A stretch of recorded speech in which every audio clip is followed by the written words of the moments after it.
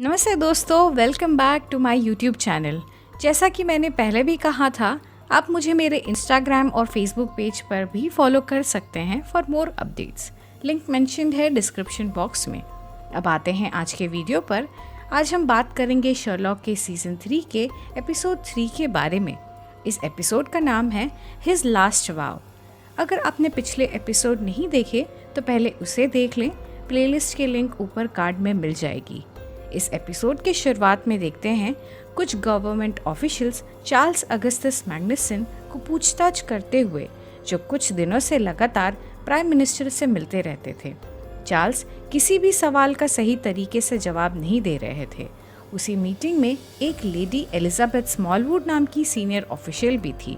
Charles फिर भी अपने घर चले जाते हैं, उनके बारे में सारे डिटेल्स निकाल लेते हैं और लेडी एलिजाबेथ से मिलने उनके ऑफिस चले जाते हैं।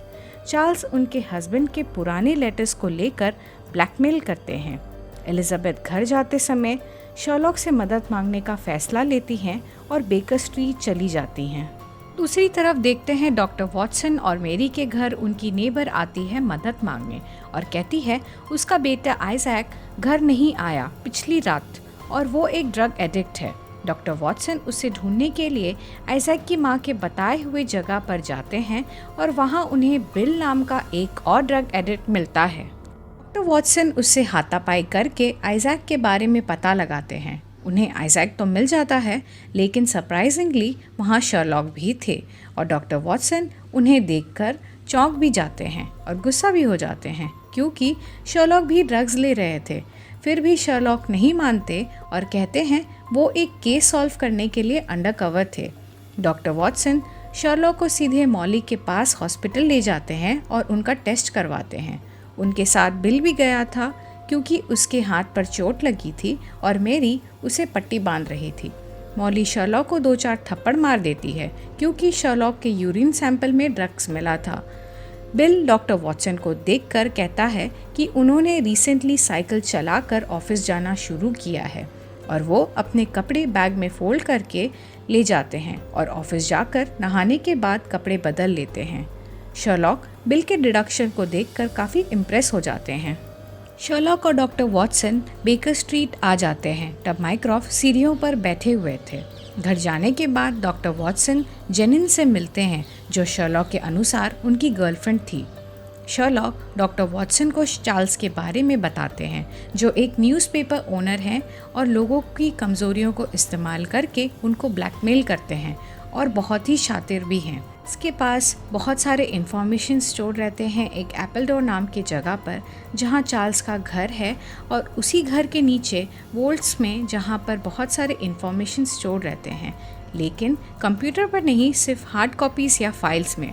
फिर मिसेस हडसन आकर कहती हैं कि शर्लॉक से मिलने कोई आया है और कुछ लोग आकर शर्लॉक और डॉक्टर वॉटसन की तलाशी लेते हैं और चार्ल्स भी वहां आ जाते हैं। चार्ल्स के चश्मे कुछ स्पेशल थे और शायद इसलिए वो सभी लोगों के बारे में पता लगा लेते हैं और उनके वीक पॉइंट्स भी जान लेते थे।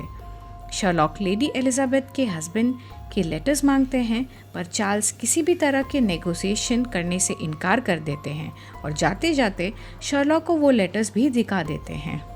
शर्लॉक को लगता है जब रात को चार्ल्स डिनर करने के लिए जाएंगे तब वो जाकर लेटर्स चुरा लेंगे जो लॉकर में रखे गए होंगे। शर्लॉक डॉक्टर वॉटसन के साथ उसी बिल्डिंग में जाते हैं जहां चार्ल्स का ऑफिस है और चार्ल्स एक अलग लिफ्ट इस्तेमाल करते हैं जो सीधे उनके घर तक जाता है, जिसका पास कार्ड सिर्फ चार्ल्स के पास है, जो लिफ्ट के दरवाजे को खोल सकता है। और अगर कोई दूसरे पास कार्ड से लिफ्ट को खोलने की कोशिश करेगा तो अलार्म बज जाएगा और सिक्योरिटी वाले अलर्ट हो जाएंगे। पर अगर उस पास कार्ड को मोबाइल की स्क्रीन पर रखा गया कुछ देर के लिए तो कार्ड कुछ समय के लिए काम नहीं करेगा। लिफ्ट के साइड में एक कैमरा लगा हुआ है जो चार्ल्स के ऑफिस के पर्सनल असिस्टेंट के कंप्यूटर से कनेक्टेड है, जो देख सकता है लिफ्ट में चार्ल्स है या कोई और। डॉक्टर वॉटसन अब भी समझ नहीं पाए थे कि वो लोग अंदर कैसे जाएंगे। तब शर्लॉक कार्ड स्कैन करते हैं और कैमरा ऑन हो जाता है और अलर्ट पर्सनल असिस्टेंट के पास चला जाता है, जो कि जेनिन थी। पहले जेनिन शर्लॉक को अंदर आने से मना कर देती है। तब शर्लॉक जेनिन को प्रपोज करते हैं, और वो लिफ्ट का दरवाज़ा खोल देती है। शर्लॉक लिफ्ट में बताते हैं कि वो इसी काम के लिए इतने दिनों से जेनिन के साथ रिलेशनशिप में थे। ऑफिस में जाने के बाद उन लोगों को जेनिन फ्लोर पर बेहोश पड़ी मिलती है और डॉक्टर वॉटसन कहते हैं कि उसके सर पर किसी ने वार किया है, पर वो अब भी जिंदा है। शर्लॉक एक चेयर का टेम्परेचर को देखकर समझ जाते हैं कि चार्ल्स डिनर करने नहीं गए और वो ऑफिस में ही थे। शर्लॉक को एक परफ्यूम की खुशबू आती है जो कि चार्ल्स और जेनिन दोनों की नहीं थी। डॉक्टर वॉटसन कहते हैं कि वो इस परफ्यूम को जानते हैं क्योंकि मेरी भी इस्तेमाल करती है। शर्लॉक ऊपर एक कमरे में जाते हैं और देखते हैं एक लेडी चार्ल्स पर गन पॉइंट करके खड़ी थी। शर्लॉक को लगता है कि वो लेडी एलिजाबेथ थी क्योंकि वो भी उसी तरह का परफ्यूम इस्तेमाल करती हैं, लेकिन जब वो पीछे पलटती हैं तब शर्लॉक देखते हैं वो एलिजाबेथ नहीं बल्कि मैरी वॉटसन थी।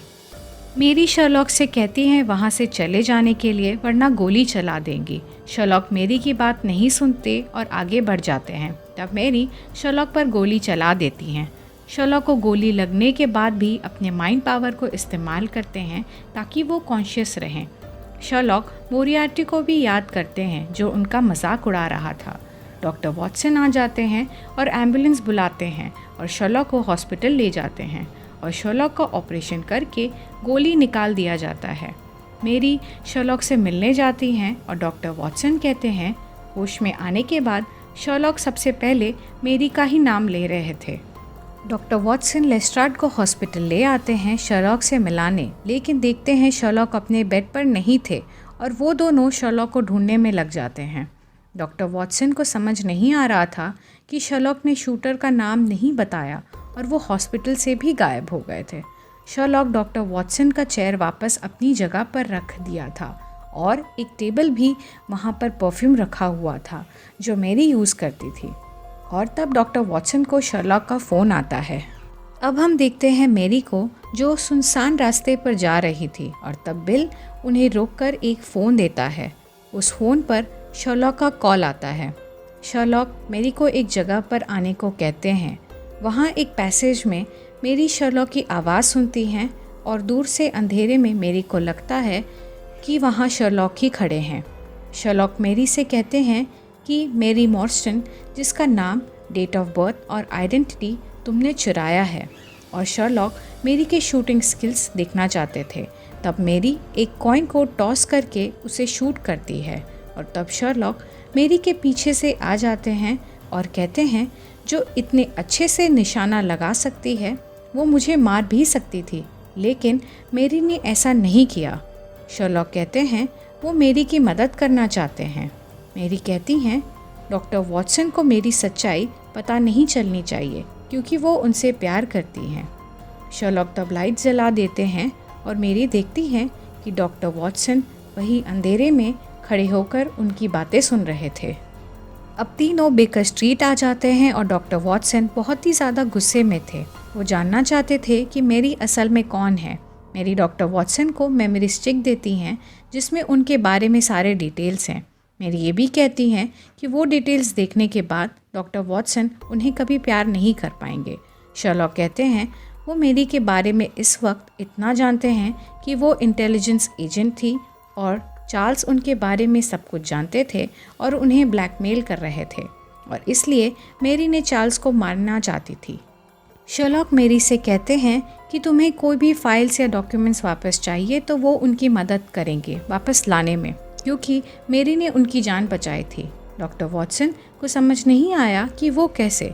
शर्लॉक कहते हैं कि उस दिन मेरी चाहे शर्लॉक और चार्ल्स दोनों को गोली मारकर भाग सकती थी, लेकिन उन्होंने ऐसा नहीं किया और खुद ही एम्बुलेंस को कॉल करके बुला लिया था।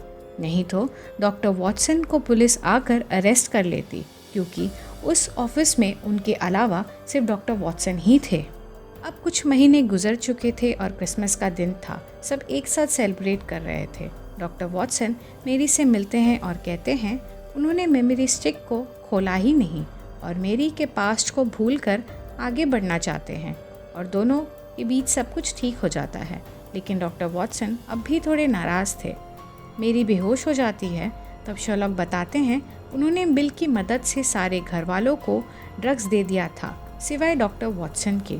डॉक्टर वॉटसन को कुछ समझ नहीं आ रहा था। शर्लॉक समझाते हैं कि उन्होंने चार्ल्स के साथ एक डील किया था कि वो एपलडोर देखना चाहते हैं, जहां चार्ल्स वोल्ट में सारे इन्फॉर्मेशन रखते थे और बदले में माइक्रोफ्ट का लैपटॉप देंगे जिसमें ब्रिटिश गवर्नमेंट के सारे इन्फॉर्मेशन स्टोर्ड हैं। एक चॉपर से शर्लॉक और डॉक्टर वॉटसन एपलडोर पहुंच जाते हैं, जहां चार्ल्स उनका इंतज़ार कर रहे थे। वहां पहुंचकर देखते हैं डॉक्टर वॉटसन की किडनैपिंग का फुटेज चल रहा था, जो चार्ल्स के कहने पर ही किया गया था, और उन्हें पता चल जाता है शर्लॉक का वीक पॉइंट डॉक्टर वॉटसन ही है। शर्लॉक कहते हैं वो वोल्ट्स देखना चाहते हैं जिसमें मेरी के सारे इन्फॉर्मेशन हैं और वापस चाहते हैं। तब चार्ल्स हंसने लगते हैं क्योंकि उन्हें पता था लैपटॉप में GPS लगा हुआ है और पुलिस आकर उन्हें अरेस्ट कर लेगी और वोल्ट्स का भी पता लगा लेगी। चार्ल्स कहते हैं शर्लॉक ने सबसे बड़ी गलती कर दी है और वोल्ट दिखाने ले जाते हैं। दरवाज़ा खोलने के बाद वहाँ कुछ भी नहीं था। चार्ल्स कहते हैं कोई वोल्ट फिजिकली एग्जिस्ट ही नहीं करता है, बल्कि सारे इन्फॉर्मेशंस उनके माइंड में स्टोर्ड हैं जो कभी भी इस्तेमाल कर सकते हैं। चार्ल्स कहते हैं कुछ ही देर में पुलिस वाले आते ही होंगे और शर्लॉक को अरेस्ट कर लेंगे ब्रिटिश गवर्नमेंट के सीक्रेट इन्फॉर्मेशन बेचने के अपराध में। माइक्रोफ्ट और पुलिस वाले वहां पहुंच जाते हैं, पर शर्लॉक के पास कोई दूसरा रास्ता नहीं था मेरी और दूसरे लोगों को चार्ल्स के बचाने के लिए, और वो चार्ल्स को गोली मार देते हैं और पुलिस वाले शर्लॉक को अरेस्ट कर लेते हैं। कुछ दिनों बाद माइक्रोफ्ट गवर्नमेंट ऑफिशियल से शर्लॉक को छोड़ने के लिए कहते हैं, लेकिन फिर भी MI6 नाम के खतरनाक मिशन पर भेजने का फैसला लेते हैं पनिशमेंट के तौर पर। डॉक्टर वॉटसन और मेरी शर्लॉक को एक आखिरी बार मिलने जाते हैं। फ्लाइट टेक ऑफ करने के कुछ ही देर में लंदन के सारे स्क्रीन्स पर जिम मोरियार्टी का वीडियो प्ले होने लगता है, जिसमें वो कहते हैं डिड यू मिस मी, और माइक्रोफ्ट तुरंत शर्लॉक को फ़ोन करके वापस बुला लेते हैं और ये एपिसोड यही ख़त्म हो जाता है। तो दोस्तों, thanks for watching my video. हम जल्द मिलेंगे सीज़न 3 के आखिरी एपिसोड के साथ। तब तक के लिए stay tune and don't forget to like, subscribe and share. Bye bye.